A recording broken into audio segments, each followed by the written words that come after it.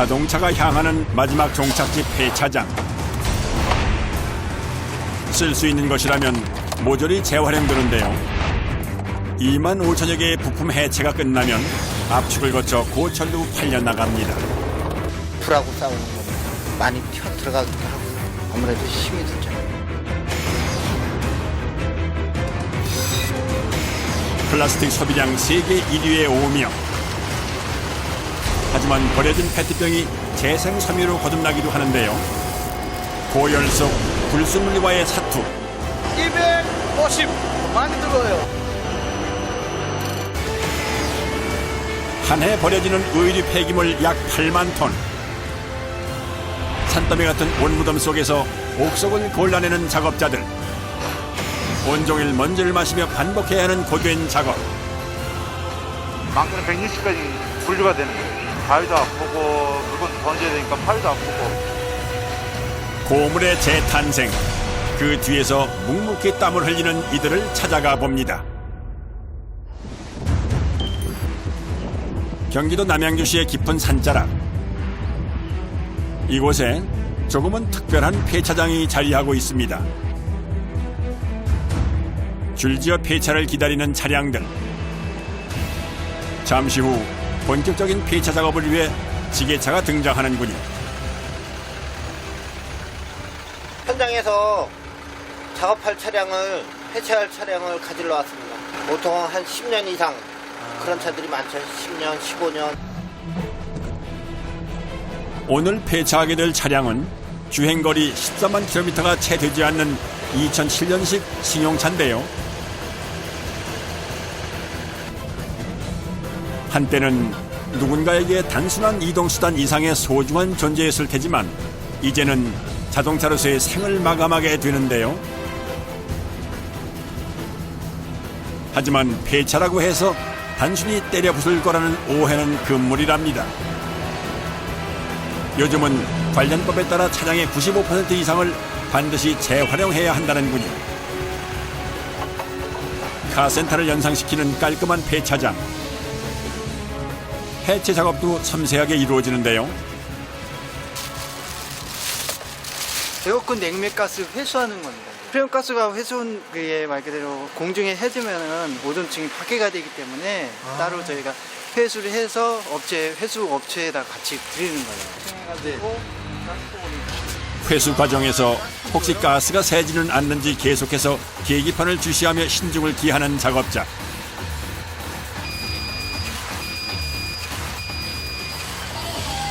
냉매 회수가 모두 완료되면 다음 공정으로 이동하게 되는데요. 컵만 더 앞으로 넣어주세요. 본격적인 해체 작업에 앞서 차량을 리프트 위에 정확히 안착시켜줍니다.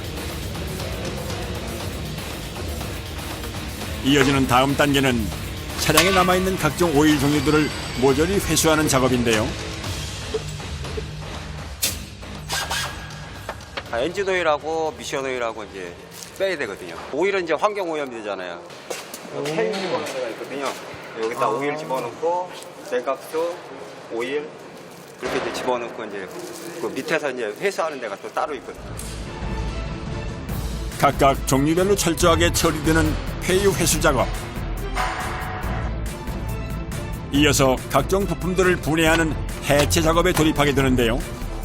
손쉬운 라이트부터 떼어낸 다음 본닛을 뜯어 조심스럽게 한쪽 옆으로 치워두는 작업자들.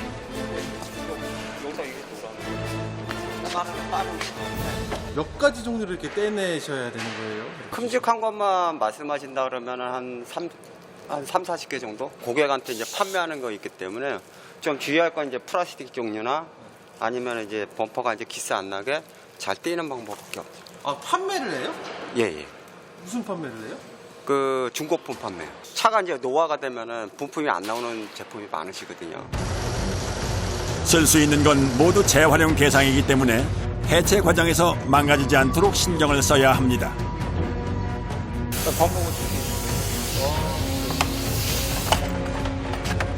까다로운 부품 해체 작업의 시작.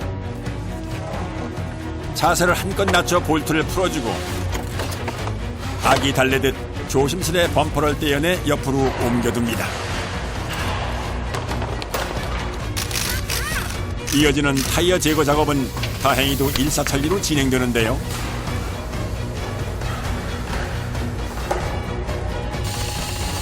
그런데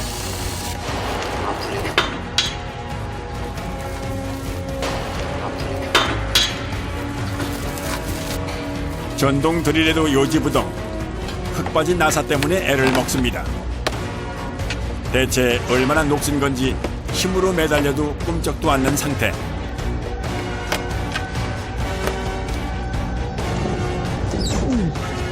그렇게 얼마나 씨름을 했을까요? 결국 드라이버 대신 펜치로 한 땀 한 땀 돌려가며 떼어내는데 성공하는데요. 잘안 다독스럽죠. 오래돼가지고 거의 한 500개 정도 푼다고 보면 될 것 같은데. 볼트만요? 예. 세월의 흔적을 여실히 보여주는 차량. 곳곳에 진한 발자취들이 그대로 남아있는 모습인데요. 상황이 이렇다 보니 부품 하나 떼어내는데도 힘이 여간 들어가는 게 아닙니다. 깨끗한 차들이 아니잖아요, 솔직히. 그죠. 이게 한 20년 가까이 됐다고 보면 먼지가 엄청나죠. 그것 때문에 힘드시겠어요. 예. 차량 내부 역시 상황은 마찬가지. 폐차를 앞두고 세차를 하진 않았으니 이런 모습들이 그저 일상다반사인데요. 먼지를 뒤집어 쓰는 상황 속에서도 그저 묵묵히 작업을 이어갑니다. 이번엔 뒷좌석 차례. 승현이다. 달러도 있는데요? 동전도 좀 많이 나와요. 아, 그래요? 네. 좀 행복하시겠어요? 행복하게 저희는 그 회사에서 네. 불효의 토끼로 성금으로 나가기 때문에 1년 동안 모아가지고. 곧바로 다음 작업을 이어가는데요. 차량 곳곳에 거미줄처럼 얽혀있는 각종 전선들을 걷어내는 작업입니다. 그런데 잠시 후 걷어낸 전선들을 모아 들고 어디론가 향하는 작업자. 보시는 것처럼 배선은 이쪽으로 오고요. 부품으로 올라가지 못하는 것들은 이쪽으로 이제 폐 자재로 이제 판매가 따로 되고요. 고철로 해서요. 아, 고철로 그냥 네. 녹여갖고 쓰고요. 네. 전선도 마찬가지고요. 정말이지 허투루 버려지는 게 하나도 없습니다. 이렇게 폐 자재들을 모아두면 한 달에 한 번 재활용 업체에서 가져간다고 합니다. 뒤를 이어 핸들부터 뽑아낸 다음 안쪽을 공략해 나가는 작업자들. 한 대 해체하는데 시간이 얼마나 걸려요? 3시간에서 4시간. 세월의 무게가 무색할 만큼 해체 작업은 그야말로 속전속결로 이루어집니다. 이곳 폐차장에서만 승용차의 경우 하루 최대 6대에서 7대까지 해체가 가능하다고 하는데요. 어느새 뼈대만 남겨두고 앙상한 모습으로 탈바꿈한 차량. 지금부터는 묵직한 장비들이 동원되는 거친 작업들이 이루어질 예정이랍니다. 그런데 난데없이 차량을 뒤집어 엎는 지게차. 과연 무슨 작업일까요? 지금부터 이 차 이제 하체, 엔진 하체를 떨굴 거예요. 요 맨발을 끼면 아. 엔진 미션이 떨어져요. 아, 그거를 다 떼야 돼요? 예, 최종적으로 여기서 차체만 남는 거예요. 사람으로 치면 척추를 가로지르는 핵심 부품들과 심장에 해당되는 엔진룸의 해체를 앞두고 있는 건데요. 빠르고 정확한 집도를 위해 산소 용접 절단기가 등장합니다. 볼트가 흐르지 않아서 이거는 절단을 하는 거예요. 1500도 용접기 불꽃 앞에서 속수무책 무장 해제되는 차량. 연료통이요. 곧이어 연료관을 비롯한 부속들이 추풍 낙엽처럼 떨어져 나갑니다. 또다시 지게차가 등장하고 차량을 다시 돌려 세워 놓는데요. 강화율이라 그냥은 안 떨어지고요. 자연에서는 안 되고. 예? 아, 파텐트예요? 전면 유리창의 경우 코팅이 되어 있어 어쩔 수 없이 산소 용접 절단기로 잘라서 떼어내기로 합니다.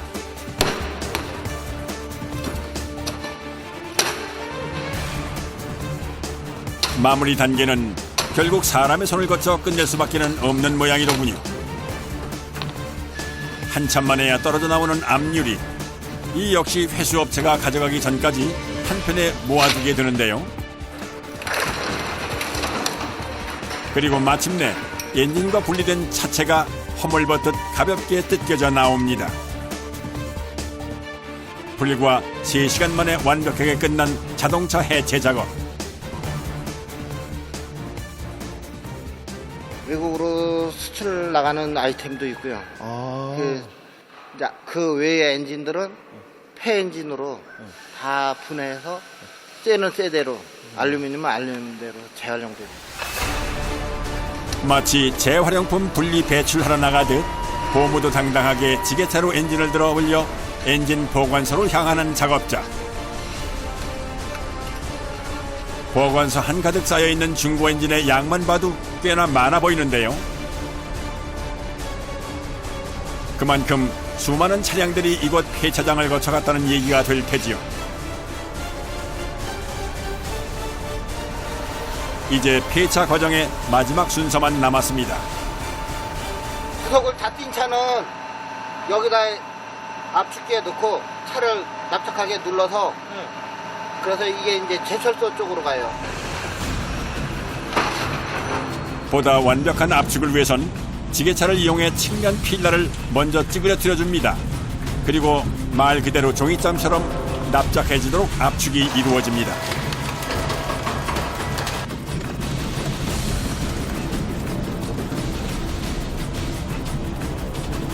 잠시 후 형체를 알아볼 수 없을 만큼 납작해진 차체는 폐차장 한켠으로 옮겨져 자동차로서의 생을 마감하게 되는데요.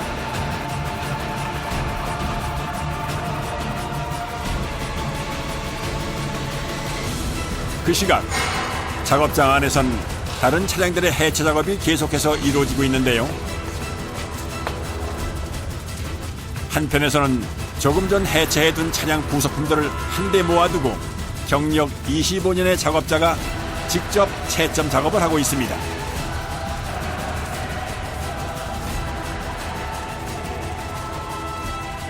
제품이 되는지 안 되는지 보는 거예요. 마치 오디션 프로그램의 심사위원처럼 단숨에 가부를 가려내는 작업자. 쓸 수가 없는 제품이죠. 예를 들어서 날씨 같은 경우는 백화 현상이 일어나가지고요. 맑아야 되는데요. 지금 이제 누렇게 뜨셨잖아요. 깨지지 않았다고 해서 모두 제품으로 팔릴 수 있는 건 아니라는 얘긴데요. 많이 나오면은 한 30가지 정도 나오고요.